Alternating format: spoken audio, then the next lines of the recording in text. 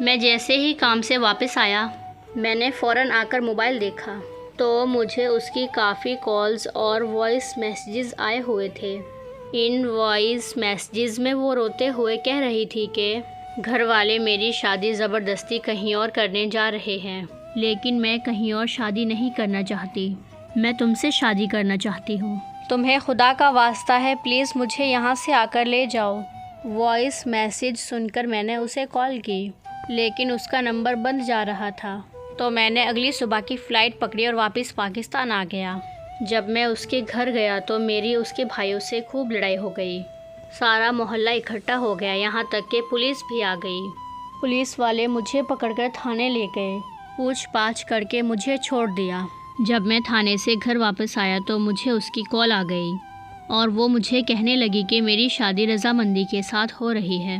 تو میں نے اس سے پوچھا کہ اس دن تم نے مجھے رو رو کر وائس میسیج کیوں بھیجے تھے؟ میں بس یہ چاہتی تھی کہ تم مجھے کبھی بے وفا نہ سمجھو، مجھے کیا پتا تھا کہ واقعی تم پاکستان آ جاؤ گے۔ پھر وہ مجھے کہنے لگی کہ جس سے میری شادی ہو رہی ہے وہ میرا کزن ہے، ہم دونوں ایک دوسرے سے بہت زیادہ پیار کرتے ہیں، میں تم سے ریکویسٹ کرتی ہوں کہ تم ہماری شادی کو خراب نہ کرو اور وہیں سے واپس لوٹ جاؤ۔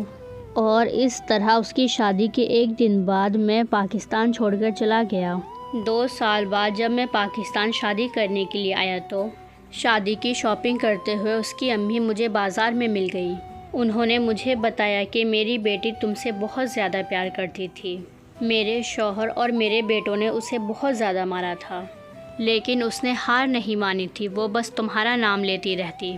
وہ کہتی تھی کہ اماں ایک دن وہ آ کر سب کچھ ٹھیک کر دے گا، اور تم واقعی آ گئے، مگر وہ اس دن اپنے باپ کے سامنے ہار گئی کیونکہ وہ اپنے باپ کو خودکشی کرتے ہوئے نہیں دیکھ سکتی تھی۔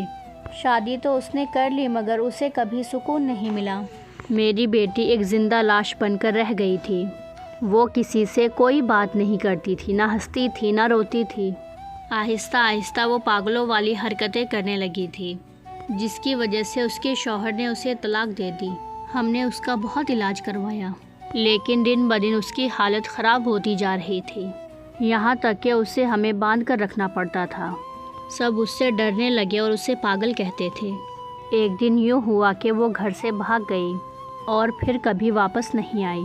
ہم نے اسے بہت ڈھونڈا مگر وہ نہیں ملی۔ اس کی ماں کی بات سن کر میری روح کانپ اٹھی۔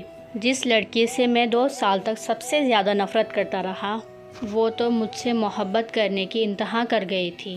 جس لڑکی کو میں پورے 2 سال تک بے وفا سمجھتا رہا، وہ لڑکی تو وفا کی ساری حدیں پار کر گئی۔ اس کی ماں کے منہ سے سچ جاننے کے بعد میں نے کبھی شادی نہیں کی، نہ ہی کبھی پاکستان چھوڑ کر گیا۔ آج پورا 1 سال ہو گیا ہے۔